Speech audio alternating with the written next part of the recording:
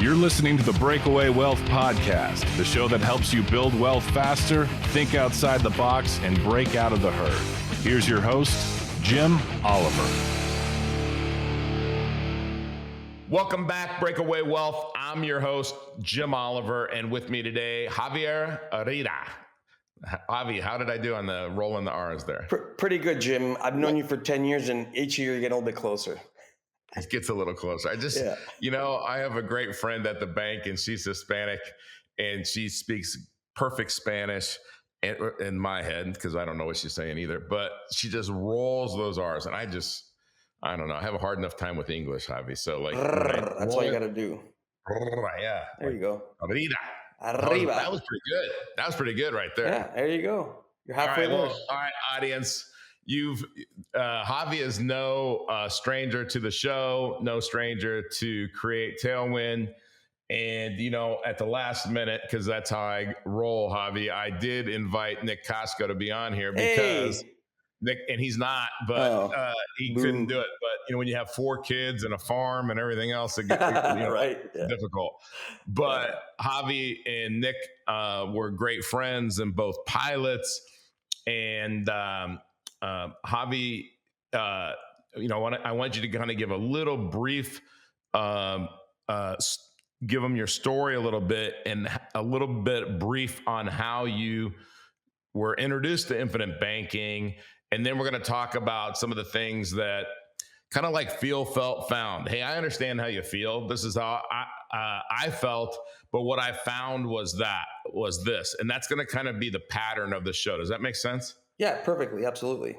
Yeah. All right, Javi, tell everybody. And by the way, you could spend an hour on this because it's a great story and it's inspiring. And so you go as in depth as you want to. Okay, sounds good. Well, thanks again for inviting me back. I was on your guys' podcast a few years ago. I think coming up on almost 10 years now. And I had just begun in IBC, right, when I did that podcast in my old condo. Now I'm in my new house. But yeah, so I've been with you guys working with Create Tailwind for almost 10 years. And to start from the very beginning, I had a really bad accident in 2006. I was a professional pilot, became a professional patient, and then I became a professional pilot again. And what I mean by professional patient is that I was on my days off visiting New York City, and I was crossing the street with a crosswalk sober, and I was struck from behind our peripheral by a garbage truck. And sadly, I was not alone that evening, and the girl that I was dating did not survive. I was in a coma for a month and ended up in the hospital for 3 months and in physical therapy for about 5 years. So I became a professional patient, and that's all I did. Therapy, physical therapy, doctor's visits, appointments, day in, day out. After 5 years, I got my medical back. I became a pilot again, but now I had all this knowledge. And during that recovery, the financial crisis hit of 2007, 2008. My parents lost their home. They used up all their savings. We ended up homeless as well.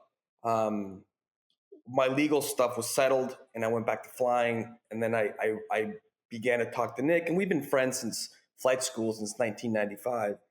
So he was just touching base with me one day, and I was telling him my story, kind of what happened. And he very casually introduced me to infinite banking. He had no idea what he was doing.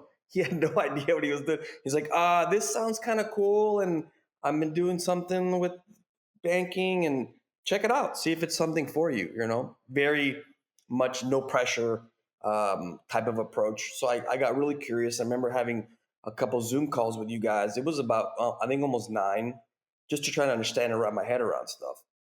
So I went all in, and I felt scared because I didn't understand it, but I knew that it's something that affected me directly because my parents lost their house and we were homeless, and it's a subject that to me was very elusive. Was the finance subject, and I'm not a math guy at all. I've never liked math, and these financial concepts are kind of in the air, and I'm very tangible with stuff, So it was very difficult for me to understand, but I dove right in, and when I moved my money from my financial advisors that I had here in Dallas to here, they thought I was committing a crime They made me sign all these documents saying that we don't approve of this. This is, not good. So that added to my fear as well. And, what I found is this is a participatory sport, as you had mentioned. We have to, as consumers or as clients, we have a responsibility to ourselves to also become educated, ask questions.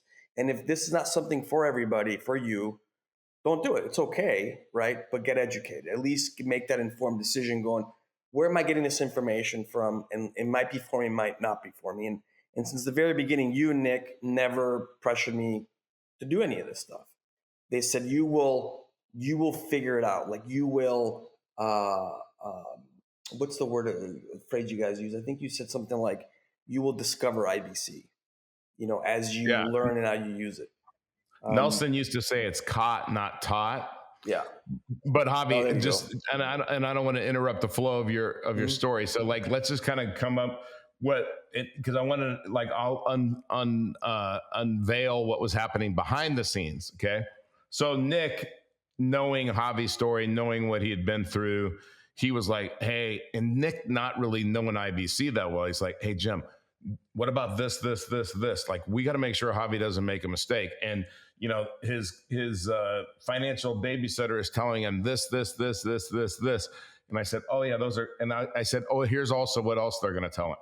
And they did. And then he said, hey, would you mind? They're totally cool. They want to get on a Zoom with all of us. And I was like, oh, I hate to do that. And he's like, why?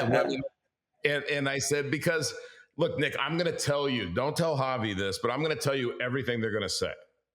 Okay. And so Nick was just like, oh my gosh. Cause I've done this a long time. Right. And there's only so many things that happen. It's like, I don't want to compare it to, I assume, and I don't know anything about flying an airplane. There's only so many things that happen. Right. And once you've done it a million times, you're like, oh, that's happening. Got it. Boom, boom, boom, boom. Right. And it's just from experience. Right. And so I remember getting on there and, your guy really didn't say much. He asked a couple questions and then he sent you this long thing on, oh, here's why all of this is wrong. Right. You didn't say, hey, I'm going to challenge you right now in front of my client and, prove you wrong. Correct. Yeah. They were silent. They were completely silent. They didn't say anything. Silent. Yeah. And so, it's always the way that it goes because it's like, I did the same thing. I mean, I would sit there and go, I'd say I had $10 million under management with somebody when I was doing that. And they'd say, hey, Jim, I want to go buy this $1 million property. I think it's going to be worth $10 million someday. And I'd go, no, that's risky real estate. You don't want to do that. And it was so self-serving because I can't get paid on that. If you take $1 million, then you're going to take another $1 million, then you're going to take another $1 million. Pretty sure soon you're not going to have 10 million with me. Right. And at 1%, $10 million under management is substantial, right? Mm-hmm. So, okay, keep going. So you were, and that's the noise out there, right, Javi? I mean, somebody said, hey, don't do that. Don't do that. That's wrong. Yeah. Yeah. And great segue because that will lead me into what I've learned the last couple of years is I didn't know what you guys meant by financial noise. I'm like, what are you talking about? But now that I've been a student of IBC, I've read Nelson's books, I've read Becoming Your Own Banker, and I want a quick little plug, thanks for the interviewing me for this book. This also helped me a lot to hear your story, Jim, which is very powerful. And I'm also in this book in this chapter 8. Helped me understand further in a different way of all the financial noise like that you talk about. And because I alluded to that in my interview in the book as well. And with that financial noise, as an example, I was perusing through social media and they had all these financial influencers around there, right? To do this and do that and don't do that. And there's 30-second clips. And one of them had Grant Cardone, and he was being interviewed by one of these financial influencers. I don't know if you saw this about the 401k. And Grant's not a fan of the 401k. And you've talked about that. You've gone through in depth about why it works for some people. It doesn't work for others. That's whatever. But Grant Cardone is in there and he's like, don't do that. And the financial influencer is like, what? You get no penalties. Like, no. You get penalty free if you remove it after the time that you're allowed to, but you're still taxed on it. And the financial influencer was like, wait, what? He's like, yes, it's tax deferment. You pay tax. You take the money out during the window that you're allowed to take money out. You will be taxed on this. And the financial influencer was dumbfounded. He couldn't even grasp that concept. So that's the type of stuff that's out there. And another one is a Silicon Valley bank. I referenced that in the book. Another one I was going through the news, and there's this high profile short seller by the name of Andrew Left. I don't know if you heard about this. Mm-hmm. And he's been allegedly accused of fraud because on TV and social media he was making misleading statements to manipulate markets. So he's under investigation right now, right? And you're going, there's all this stuff being bombarded, and you guys were able to clear the playing field and go, let's focus on what's really happening. And so I'm learning how to filter the stuff out, and also understanding there's a difference role that we're playing is the banker and the borrower, right? And wait for this. And we have to wear two different hats, right? So we got the banker hat. I know, right? The banker hat, right? And then you got the borrower hat. Yep. Right? So you have to learn which hat to wear when. And sometimes you'll literally wear a hat initially. When I borrow for my policy, I'm going to wear a banker hat. I'm going to go, okay, I need to create velocity money, leverage, spreads, et cetera, understand debt, understand how that works, understand how and you guys gotten into that of it's not about the volume of interest, not about the interest rates. Those are all a lot of misleading type of things that banks do because they're in the business of getting customers. Without borrowers, they're useless, right? So I'm going to make it as attractive as possible. So I'm going to take a loan for my policy. I'm going to create a loan that's amortized, which has got high interest volume. But then also, as a borrower, I got to be like, can I pay that back for myself? Right. And understanding there's two different roles that we're playing. Sometimes they're almost all at the exact same time. And the only way to really understand is what's happening. What role am I taking right now? I'm taking a policy loan as a borrower. So I want a low loan constant. I want flexibility in repaying the loan. However, as the banker, I'm going to pay myself back an interest rate. I'm going to amortize it. I'm going to create a loan, and I'm going to pay myself back and create wealth that way. So I've learned it's taken me years to understand that, but it's also I've participated in the sport of money, and you guys have really helped me with your podcasts, with your community, with your books, and just your overall friendships. It has really helped me to play this game because, as you know, banks play this game perfectly.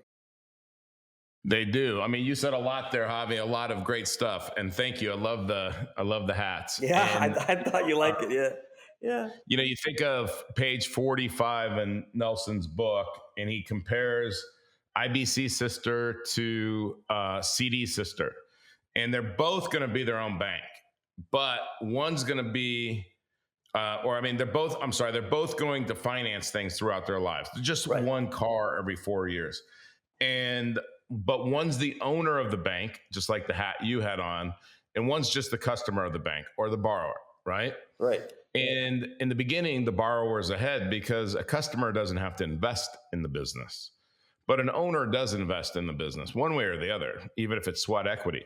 But the owner of the bank, the same sister doing the same activities, the same exact amount of cash flows through. She ends up with $706,000 more than the other sister. And it's understanding that banking relationship. Right. And so, you know, it's really hard to do something when everybody's telling you don't. And I think it's one of the problems. We were talking about this. You know, I've really gotten serious about trying to improve my health over the last year. And, you know, somebody will say, keto, eat keto. And I go, oh, okay.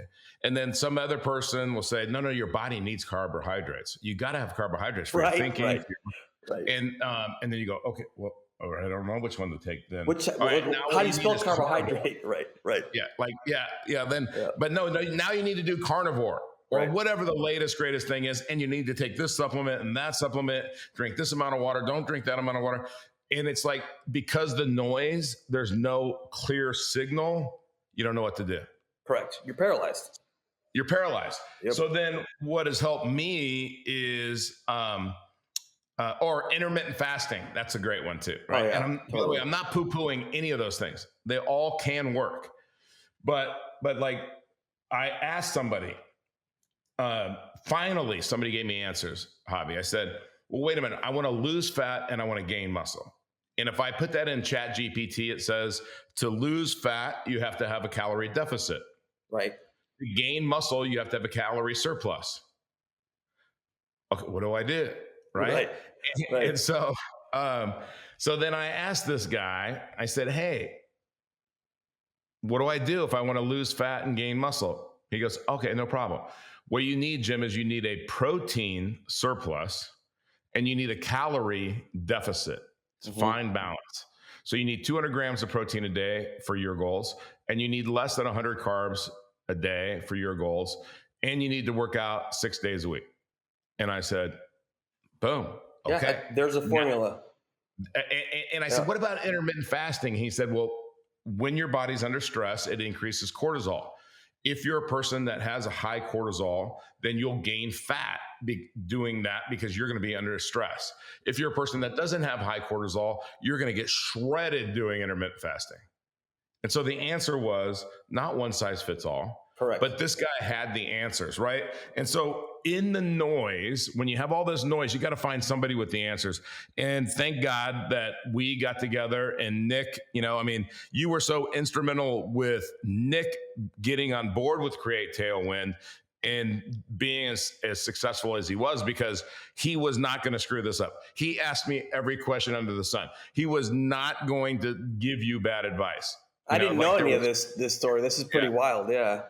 And so he was just, he lost sleep over it. Like, hey, Jim, this is the question that they had. I talked to Javi the other day and they're telling him this. And I said, okay, no problem, Nick. Let me explain to you how that works.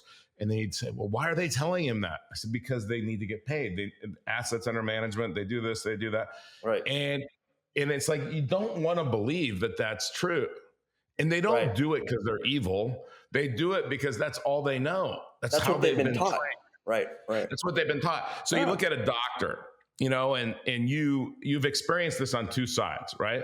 I know there had to be doctors where you were like, no, I'm not doing that. Like, no, that's just not right.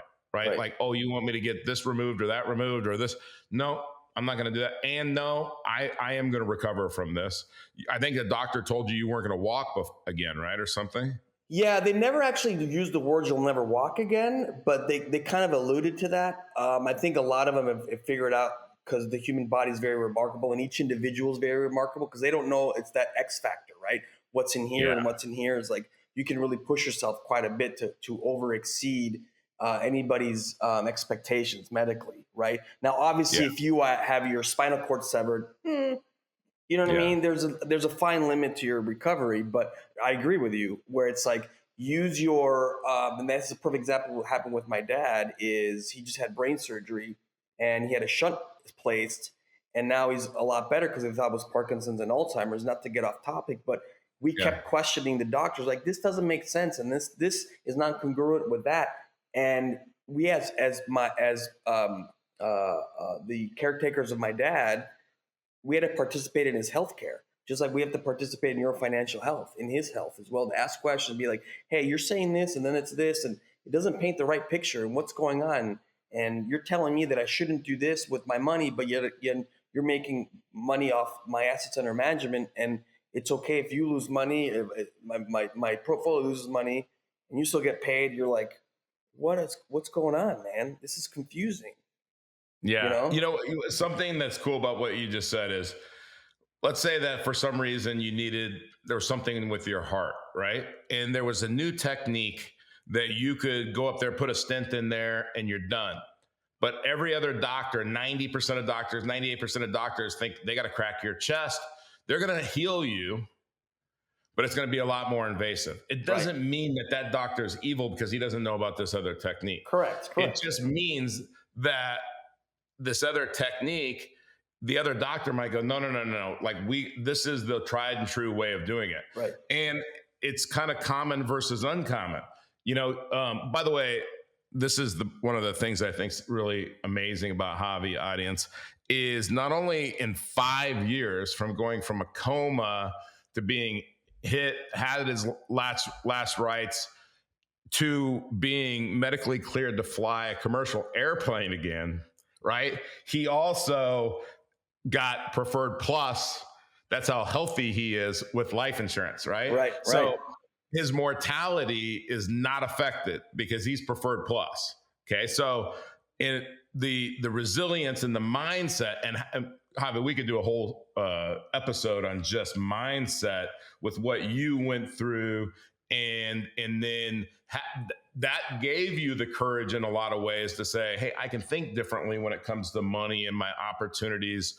But man, I'm just, like, I wasn't sure where we're going with all of this, but just getting people to have the strength to think differently is hard, isn't it? Yeah, it's very scary. Like I will wholeheartedly be the first person that says this IBC concept and understanding it is very scary because it's different. It's not bad. It works for so many good people, and banks do it, right? That it's got to make sense for people, and that's scary. That changing of looking of like, is there a better way? And even exploring that, it is scary because it may mean that it goes against everything you've been taught from as a kid in your environment. And when we believe our beliefs, they become real. And a great example of that is I always thought that the IRS, or everybody has a Roth IRA and a traditional IRA, right? An IRA stood for individual retirement account, and it doesn't, right? It stands for individual retirement arrangement. So words, yeah, but my belief was that standard for an account, not arrangement. And when I actually saw the IRS website, I went, oh my gosh, it changed everything. And that's scary because I'm like, what else do I believe in to be true that just isn't true? And that is scary. Then you're like, now I got to use my hard-earned money that I'm going to put into these specially designed life insurance contracts. Yeah. It's scary. It's 100% scary, but listening to your podcast, listening to these stories and seeing true examples of flourishing, of how to use it, and understanding that 2% to 3% is not a 1% increase. It's a 50% increase. And I'm like, when I saw that podcast with you guys about how the bank works, how Bank of America makes 2,600% more, my brain exploded because I'm like, how do you do that math? That's not, but I'm like, it's pretty simple. 3 minus 2 is 1. 1 divided into 2 is 50%. I'm like, oh my gosh, I learned this math in 9th grade. I just don't remember it. So, what's cool about that is that's the thing that you have to be able to accept, is everything that you've been taught is wrong. Right. And as long as you can accept that, then it's like, okay, now if I can accept that, then teach me the truth. Right. So then if we're going to teach the truth, then we can't just be like the people that taught you the lies. We got to back it up with math, right? We got to back it up with example. Here's why. A bank is the most profitable business in the world. Well, what do? Let's just watch and see what they do. They do this. Right.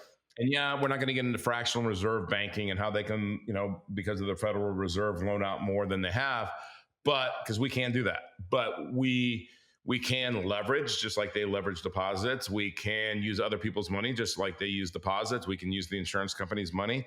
Right. We can do all of those things. But so you've kind of talked about it, is you get this fear, then you learn about it, and then you get this mindset, and you take this leap of faith across the epiphany bridge, and you're like, this works. Now it's, okay, what's it like on the other side of the bridge? What's it like doing infinite banking versus being in the herd and letting your money be taken care of by a money babysitter? Talk about that. So it's now the point where I fund my entire life through my policies, right? And this is how I do it.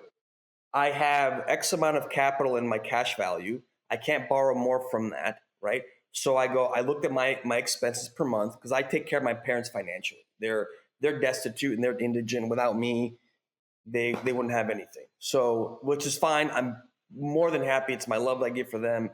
And I looked at our expenses between us three, the two different households, and I said, okay, this is how much I put everything on rewards credit cards, right? I pay off the balance every single month, so I never accrue interest to the credit cards because they're really high interest rate.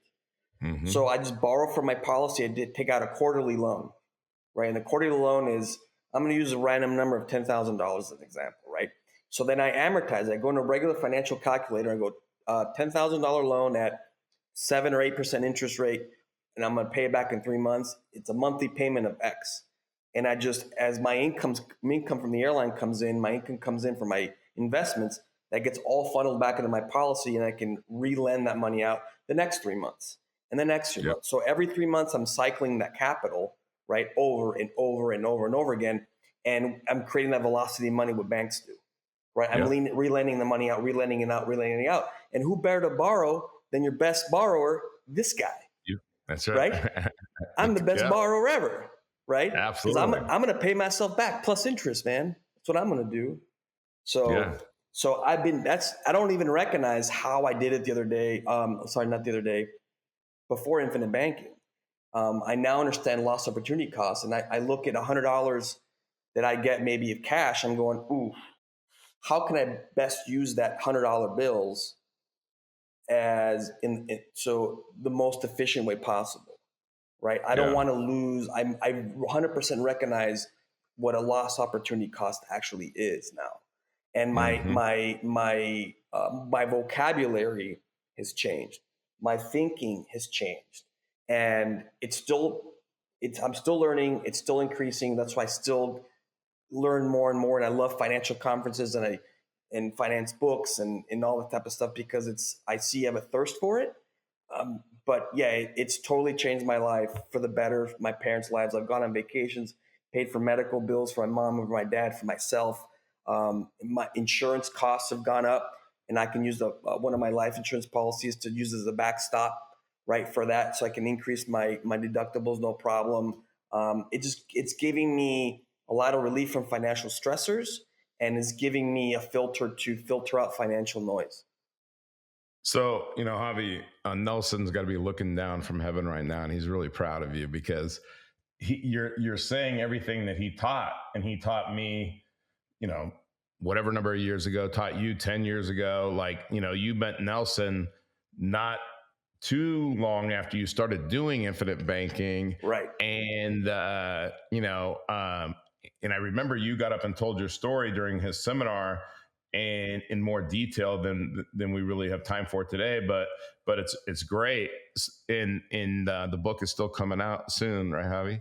And Nelson, I remember Nelson just saying, like, you get it. Like, you're going to do the opportunities. You're going to do that.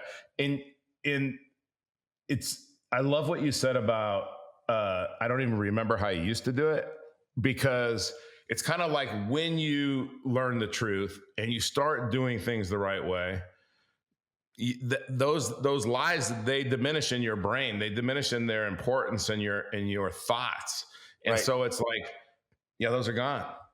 And that's such a cool feeling, because it's like a chain, as in a mental slave thing, like financial slave, the chain's gone. I don't remember the chain.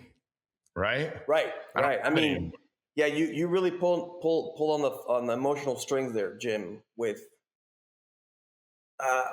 mentioning Nelson. I was really lucky. I mean, I only met him once. You worked with him for many years, right? Yeah. Such a nice guy, such a good man, and so grateful for him. Yeah. Me too. When I think of what God's purpose is in my life, Javi, if I would have not met Nelson, I don't feel like I would fulfill that. And so I get emotional about him too, because he had nothing to gain from it. No. He was the a good old boy hours. from Alabama, man. They like to talk about flying, and it's just like Yeah. he's super cool, just easygoing.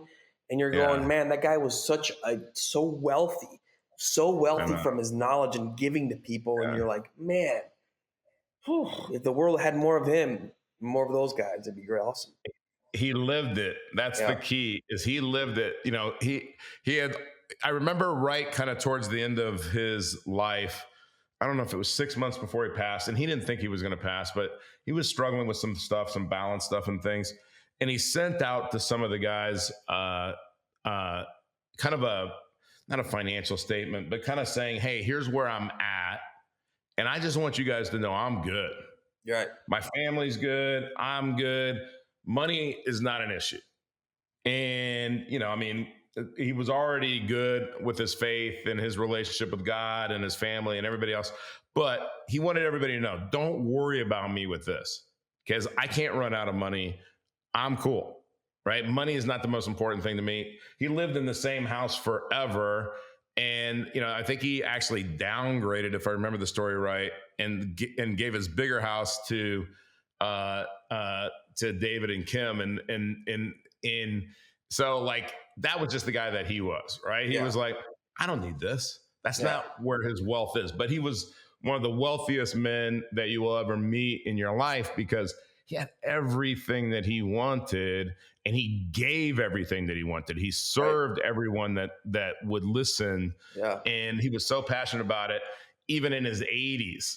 And I pray to God that I'm blessed that same way, that I'm still doing this. And we're saying, hey, we got Javi on for the 27th time on the podcast. Yeah, I know, right? What have you learned, Javier? Like, oh, something new, right? Yeah, but exactly. I get very emotional, because it has helped me so much. Like sometimes I wish more, I want it more for people that are friends of mine, that are relatives of mine, to adopt infinite banking, that they want it for themselves. Because I've seen it help me and help my mom and my dad so much that I wish to give people this peace of mind, this financial peace of mind, and this resolve that I have from what you've been teaching me, what Nelson's taught, what Nick is teaching as well. I want to impart that to other people and give people that same peace of mind, because it allows you to create space to be able to spend time with loved ones, to travel, to experience new things, to give, to serve, to do all sorts of different really cool things that are very fulfilling. And I wish I want to give that to people, because that's where the true gift is. It's seeing people's reaction and how they improve their lives with a piece of advice that you give, or any guidance that you may give them. It's like, hey, they've made themselves be better, right? And live richer. That's the true gift, I feel. Yeah, it's and I'm not comparing what we do to this, okay? But like when you watch like a movie or read a book about somebody who helped free slaves, we talk about Abraham Lincoln, but the individuals that like freed slaves during that time, and even in the Holocaust, people that sheltered Jews in Germany and Poland and Europe, and like, you're like, hey, you're freeing these people, right? And I always admired people that had the courage to do that and go against the grain to where it could destroy them, right? I mean, and it was inspiring to say, we're freeing financial slaves. And, thank goodness we're not in a position to have to free slaves or protect people from the Holocaust. But there's this financial wave that's happening, and it's destroying people. And they think that the answer is in the traditional teachings, and it's not. Correct. And I just hope, and I would pray that everybody listening to this, and everybody listens to Javi, that you would have the courage that Javi had, because on the other side of that courage and that bravery, it's the rewards. 100% the reward. And it's scary. It should be scary, because you take it seriously. It's your hard-earned money, and that's 100% respected. And if it takes you 3, 4, 5, 6, 16 podcasts or whatever it means, reading books and really diving in, but give it a true look, going, hey, at the end of the day, yes, I read, I saw, I talked, I did. It's not for me. okay, not right now, maybe, or maybe never. That's okay. But give it a hard, good look, truly, because it's such a powerful change, and it's so freeing to know that I'm good. I'm good. That Yeah. all that stuff is a noise, and I know what I'm doing. My path is clear. I know the players in the game, in the play, and I know what's going to happen. And I'm setting my things up, and I'm not 100% protected, sheltered, but because nothing's 100%, right? But you're in control. But I'm in control, and I have my rudder in the water, my sail is set, and I'm navigating the oceans and navigating the winds that are always changing on the sea. Absolutely. Absolutely. All right, Javi, any good books that you've read lately? Well, this one, again, that's a really good book. Thank you very much. And I also have a mentor that I've been talking to that wrote these 2 books called George Antone. He wrote How to Be the Bank. And I don't know if you've heard of him. Yeah. So I've been reading these 2 books as well. They're pretty good. I've just understand the banker's mindset, how the financial system kind of works, how to use leverage, and just becoming a student of debt, really understanding debt, how to use debt, because it can make you very wealthy. And we use that to fight inflation, and how you get on the paying side on the receiving side of inflation, because I can't control inflation, but it's there. Right. Yeah. So those 2 books have really helped me, in addition to obviously the one you wrote, Jim. Thank you very much. They're definitely my everyday library. Thank you, Javi. Hey, last question, because I like to ask everybody this, and I don't think I've ever asked you this one, but what's the best advice anybody's ever given you? Oh, man. I would say, I don't know if I can't remember the exact words, but it's more like seek the truth and be open-minded, and be patient. Things will come. Yeah. It's funny. Nick and I are writing a book right now. And one of the things that we were doing earlier is they had some questions about emotional intelligence. And something you just said there is part of emotional intelligence, right? It's listening. It's actively listening. It's processing. It's not thinking about what your response is while the person's talking. It's not getting defensive. It's not reacting. It's responding. Correct. And there's so many things in life. What you just said correlates with that perfectly. Is, okay, this is happening. Now, what is my response going to be to it? And, like when you're in the valley, then, if you react, then you feel like you're never going to get out of the valley. When you're, and you react in a negative way, when you're at the peak of the mountain, you can get cocky, you can get egotistical, you can get selfish, and you're not going to stay in the valley or at the top of the mountain. Life is up and down, but our responses to it and making it, it's kind of like Mike Tyson said, learning to love to do the stuff that you hate. Right? Yep. Mike Tyson said that? Huh? Mike Tyson said that? Well, Nick Costco would tell you Muhammad Ali said it. No, I don't know. Right. He's a Louisville guy, right? Yeah. And I never debate with him who's a better fighter. I just, when I was growing up, Mike Tyson was the guy that was just, and I loved. He had great skills, but he wasn't pretty, right? He was I'm going to knock you out. That's it. And right. I just kind of appreciated that. So that's awesome. He says something like that. All right, Javi. Well, thank you so much for being on the show. As always, a great friend, and it's a pleasure. And somebody that I'm super proud of the progress that you've made and your story. So now you got me being emotional. No, I love it. Let's all cry together. Let's do this. That's right. All right, let's take it away. Earl, give us the best advice anybody could ever give us. Here's the key to success and the key to failure. We become what we think about. Now let me say that again. We become what we think about. Thanks for listening to the Breakaway Wealth Podcast. Be sure to subscribe to this show wherever you're listening so you never miss an episode. If you want to start increasing your wealth building ability right now, go to community.createtailwind.com to join our free online community and get access to free, in-depth training designed to help you build real, lasting wealth. See you next week.